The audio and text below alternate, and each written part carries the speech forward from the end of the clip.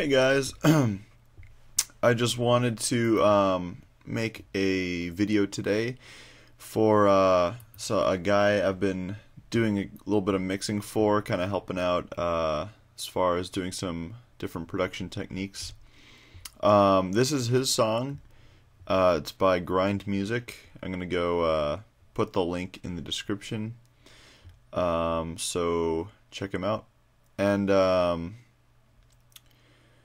let's see. But yeah, today we're gonna be going over a mixdown.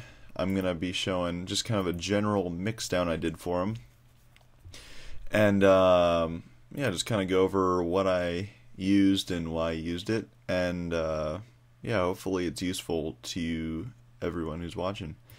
But to begin with, we got ourselves a hip hop song here, and generally, I do a lot of dance music, which is usually more straight up the middle. It's more making things wider as opposed to simply panning them. In hip hop, we can get away with doing more panning and sort of messing around with the stereoscape, so to speak. So yeah, let's get into it here. I'm gonna play it and I'm gonna go over some different things I used.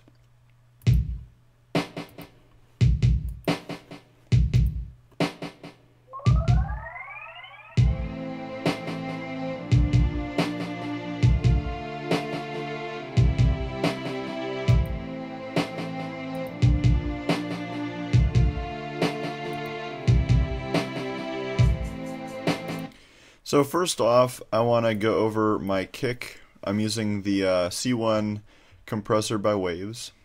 And the main reason I wanted to do this was just to kind of demonstrate what kind of a compression I would use on this type of a kick sample. And with the C1, it's really easy to show gain reduction over here and what's going on with the signal over here. But what I basically did was I set just under 4 the ratio, so some pretty moderate to medium kind of compression, a somewhat higher threshold. You'll see it kind of goes over, but not too much. It's not a really deep threshold, but it's got a little bit of a soft knee up here, and then also my attack I set at 125. Basically it's a little bit of a longer attack, really fast release, and I just wanted to give a little bit of punch, and that's how I basically did that. It takes a little bit longer for the compressor to grab hold of the kick, so that's basically what I did with the kick. He sent me 4 snares to layer, and with the layering of the snares, you can simply EQ out different parts of different snares. I got kind of creative here, but it's sort of a preference as long as you don't have any phase cancellation. That's what you really want to avoid, is having some kind of opposite phase from one snare to the next, and then you might get some parts disappearing and it doesn't sound very good. But and sometimes when you EQ, it'll actually introduce a little bit of a phase delay, and you'll get that sometimes. Like if you have one snare sample and you clone it and you run one through an EQ and one just regular, and they're playing in parallel, very often you might experience a little bit of phase cancellation. So there's different ways you could deal with that, maybe adding an EQ to one or another, but yeah. So also, I really liked the orchestra samples he gave me. It's doubled, as I'll play for you guys right now.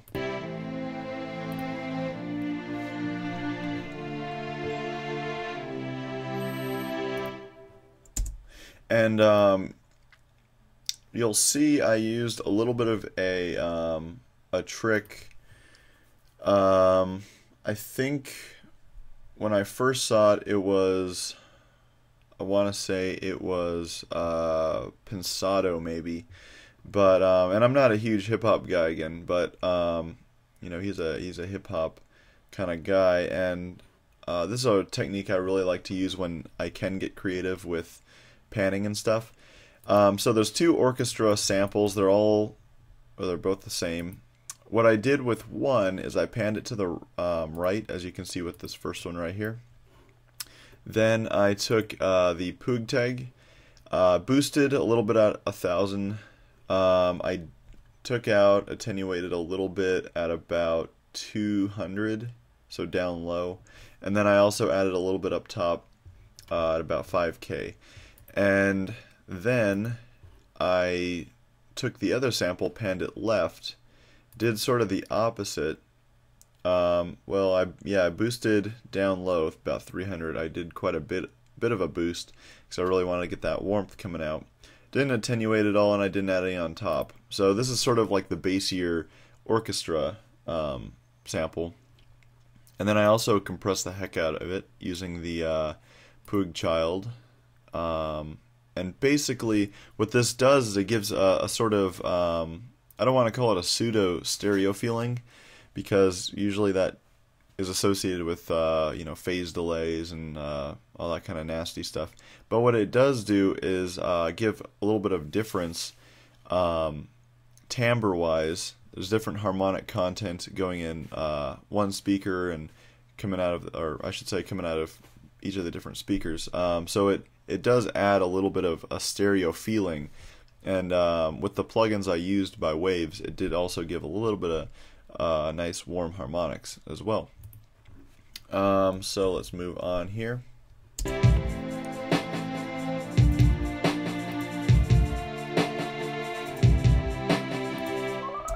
You can see with the hat I moved some towards the high frequencies. Very subtle, but there's a lot of stuff going on in the mid and low mid range, so I decided to just carve it all out, and that was pretty much what I was left with the shaker. And then I panned it over to the right as well.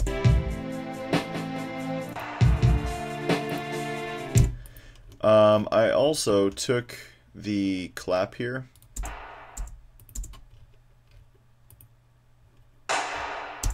and I automated the width so it gets wider. I did that through the mixer here. Right here, I automated this knob right here. Let's see what else we got.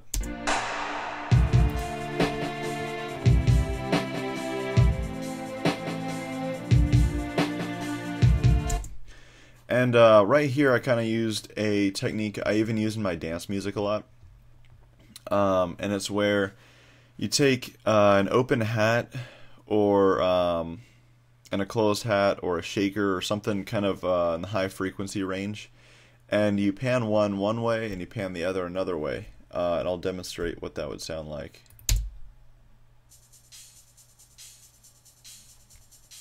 So the open hat is coming out of the left speaker, and the shaker hat, closed hat, is coming out of the right speaker. And again, it adds a little bit of a sort of open feeling, and it kind of clears the way for each of those sounds, and also anything that might be in the middle as well. Here's the M1 synth, and with the open hat, I also did some exciting.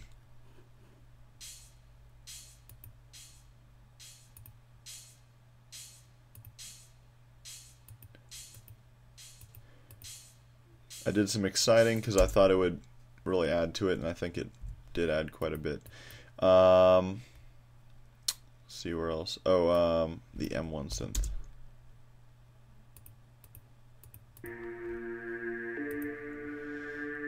So this one, that's probably the synth I affected the most. And basically, I kind of, when I first heard it, I kind of thought immediately of different formants, so to speak. Like I kind of felt like I heard almost like a voice inside of the synth. And I thought a good way to bring that out would be to almost do that kind of formant sound. So I boosted quite a bit, nice thin boost right here and a nice thin boost down, about 300 hertz, yeah. So that's that synth, and I also pan that one quite a bit to the right, again to sort of space things out a little bit across the stereo space.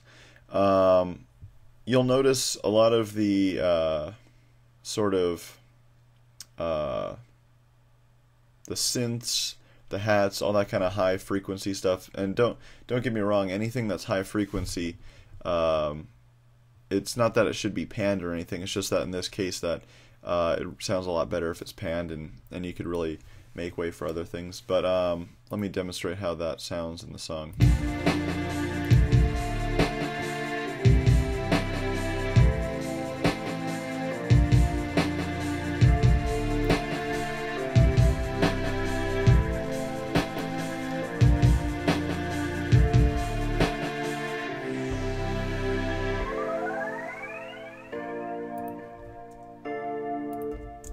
Okay, this is probably one of my favorite parts of the song. This is what I call the glass synth, because it's kind of got that, I don't know, got kind of a glass sound to it. Let me play it for you. And in this case, I thought some excitement would really make it a little bit richer, give it a little bit more warmth and specialness. So I did a little bit of boosting up top, and I cut all the low frequencies, and then I did some exciting quite a bit, as you can see. Let me demonstrate what that's before and after.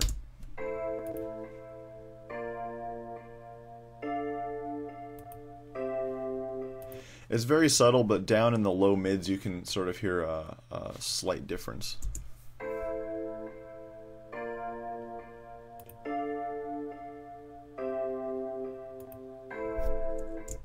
I also widened it a little bit, and I also panned it to the right some.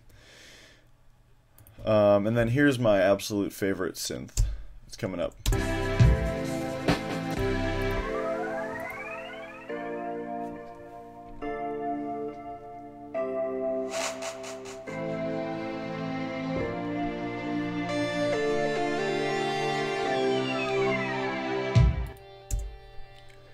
I love that synth. I talked to him and I said, "Man, I want to borrow that for one of my dance songs." But let me play it again for you.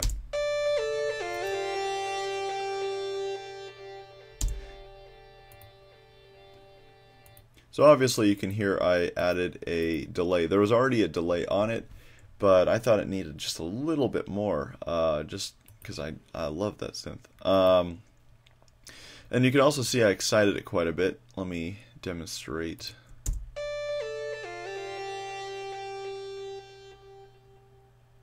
So that's what it sounds like without any effects on it at all. Here's what it sounds like with some excitement.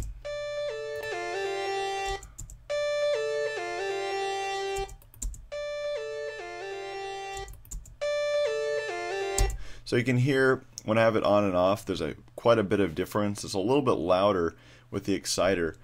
But I have had some experience with those kinds of synths with my own music, and I just know that when you do a little bit of tube excitement on it, you can like really sort of bring it out and make it just that much more rich and sort of just make it stand out for, I can't really explain, but it essentially, with all this excitement I'm using here, it's basically a subtle distortion I'm using, and I just love it.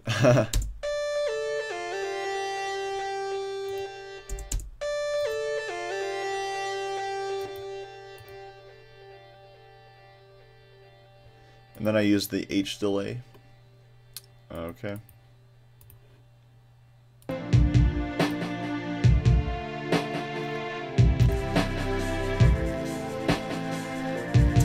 And then the final part, that, well, let me see here.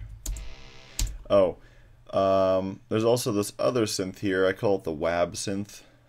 Sort of reminds me of some kind of wobbly filter type of synth. But to make it stand out, I added quite a bit in the upper mid present range, just because there wasn't a whole lot of upper mid present range in the rest of the song, except for maybe the snares and the hats. Everything else was primarily bass and mid range, so that's why I added there. You'll hear it now.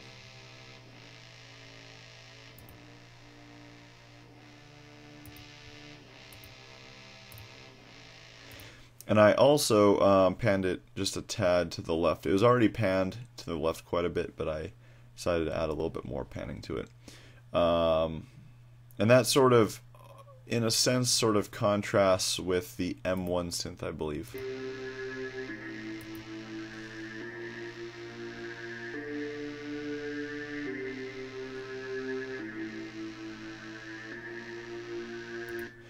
When you listen to the mix at the same time, you can not really hear the WAB synth and the M1 synth, at least individually. But I think together with the track, it definitely adds a sort of wide feeling to it. And I definitely think that it's a good contrast. So let's see here. There's one last thing I want to show you, and that's what I did with the sub. This probably is what took me the longest with the song, is to make a sub that stood out. The artist came to me and was telling me how he wanted his kicks to stand out and he wanted his sub to stand out. So that was sort of like the biggest challenge for me. And he gave me 2 files to work with. I could have cloned one, because this is sort of a technique I would have used anyways. But there's a lower part and an upper part to the sub. I'll play the lower part first, and I'll play it with the side chain. Let's see here.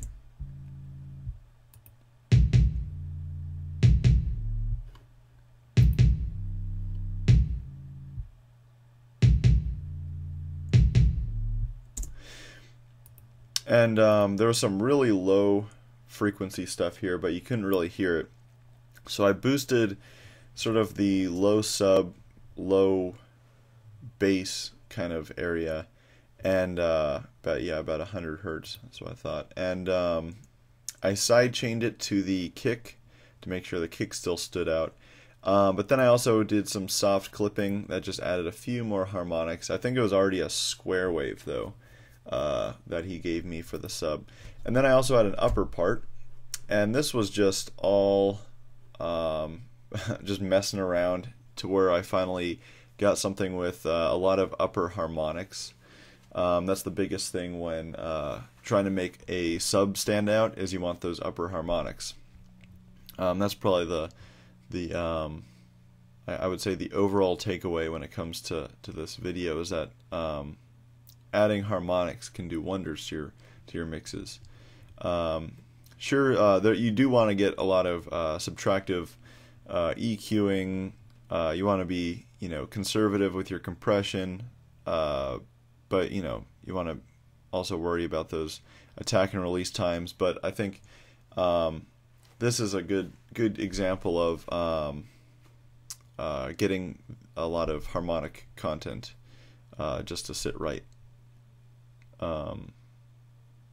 I should say it's a good example of adding harmonic content to make a song sound a lot fuller. So here's the upper part though.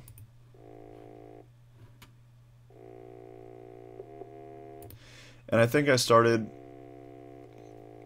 this is actually a preset, I believe, yeah. It's a warm dark preset.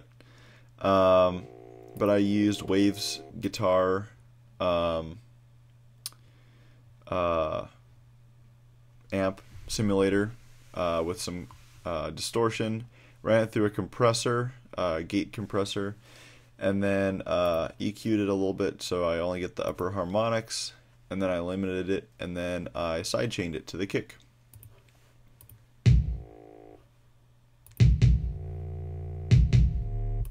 And then when you hear it in the song, it sort of stands out. It sort of stands out though a little bit more with those upper harmonics. I'll demonstrate here.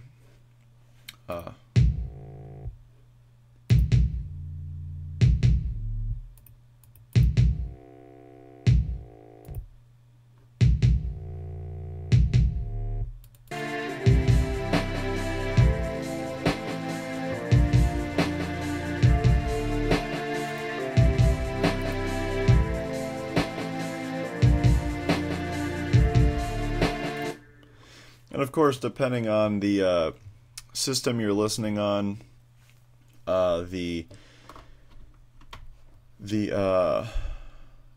sub might sound a little bit fuller than on another system, but that's the art of mixing and mastering, is trying to get your music to sound as good as possible on every possible system, or on as many systems as possible. That is mostly it, though. I hope I sort of showed my friend from Grynd Music what I did. I tried sending the FLP file, but we had a whole bunch of complications with that. I always kind of find that just sending the FL Studio file is just extremely difficult when it comes to mixing or different things like that. Even with different plugins, it could be kind of a pain. But that's why I'm making this video. Oh, one last thing. He sent me, well, let me see here. I'm using Percussion Room. That's what I wanted. So, let me see here.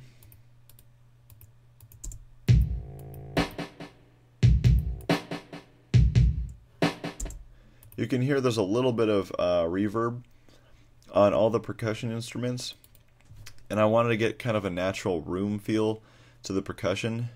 So I sent them to this send over here, and I used basically a room reverb setting. And yeah, that's about it. I'm also gonna do a mastering tutorial probably on this song. So stay in touch. I'm going to start uploading more and more songs, and yep, feel free to check out my music. Again, if you want to pay me back for my tutorials, go ahead and buy my song. I would love it. Or just listen, share it to a friend, enjoy. I'd appreciate it. I am working on some new music right now, and I'm very, very excited about it. I'm very happy with what I've got so far. And leave in the comments what you think I should do. Should I do like an EP? Should I just release some singles? I'm kind of curious what you guys think. Yeah, because I'm kind of, I don't know, I'm debating whether I want to just do singles, EP, or whatnot. Seems like everyone and their mother are doing EPs nowadays. But yeah, that's it for now. Happy New Year, everyone, and see you in a little bit with a new tutorial. Thanks.